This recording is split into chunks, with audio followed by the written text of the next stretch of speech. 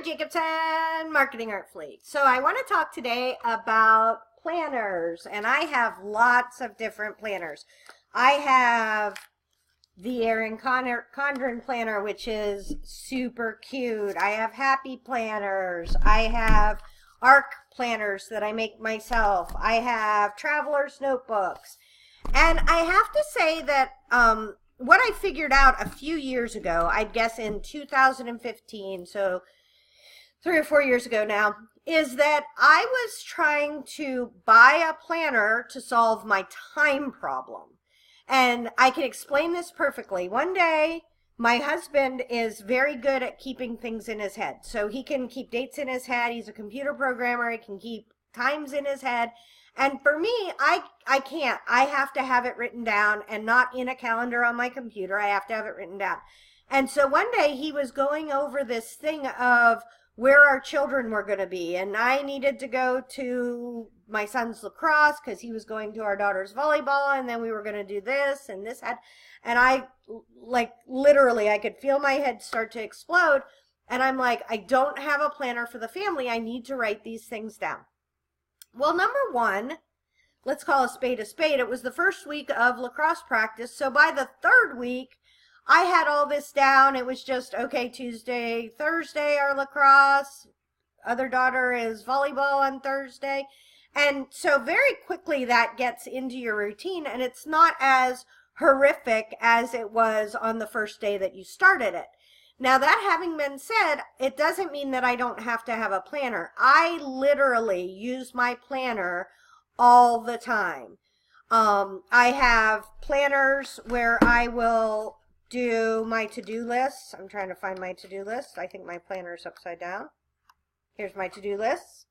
So those I find really well work in a traveler's notebook for me.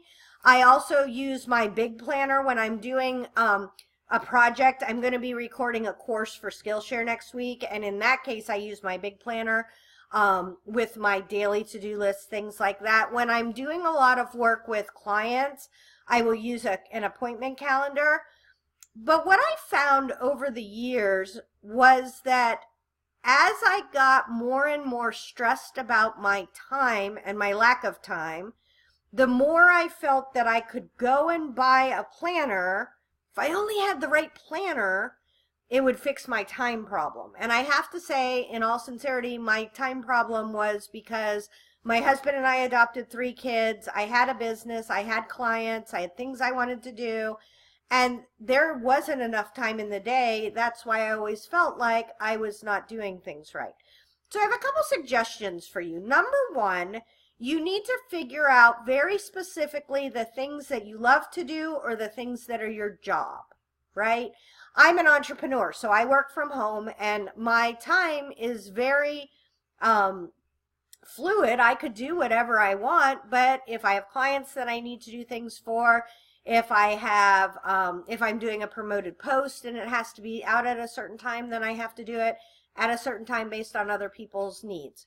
So number one, figure out things you love to do or that are your job that you've chosen, right? And those go in.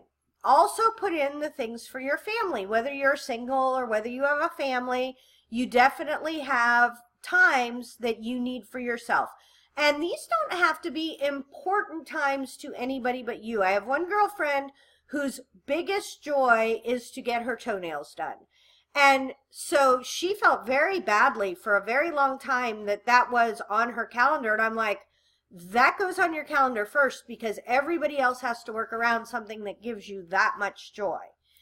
Second, you need to figure out what your working style is best or what your family style is best. I hear a lot of times that you need to be an early bird, and I'm an early bird, but I also have a lot of people that I work with that literally get up at 9 o'clock. They need 2 hours to get going, and they work from 11 o'clock till 10 o'clock at night. You choose where you want to work, what works best for your body, because there's no point in beating yourself up. If, like, I used to beat myself up, I'm like, oh, I go to bed at 9:30 every night. Maybe there's something wrong with me. Well, there's nothing wrong with me. I get up at 5:30 every morning, so of course I go to bed earlier than somebody who's staying up, who's able to stay up till 11 o'clock. God, midnight. So don't beat yourself up. Figure out your actual time that you work. And last but not least, then find a system that works for you. I don't know that, like, a calendar is just a calendar. It's just a way for you to write things down. So whether you're doing a Midori that is like the Traveler's Journal where you're making those things, if you're doing a Erin Condren planner, if you're doing a happy planner, if you're printing out my planner pages are for business. I'll put a link to them below. But figure out what works best for you, and then don't think that a planner page will be the thing that's going to change your life. Figuring out your time, how much of it you have, and what is important to you will change your life. So hopefully that helps. Tara Jacobson, Marketing Artfully.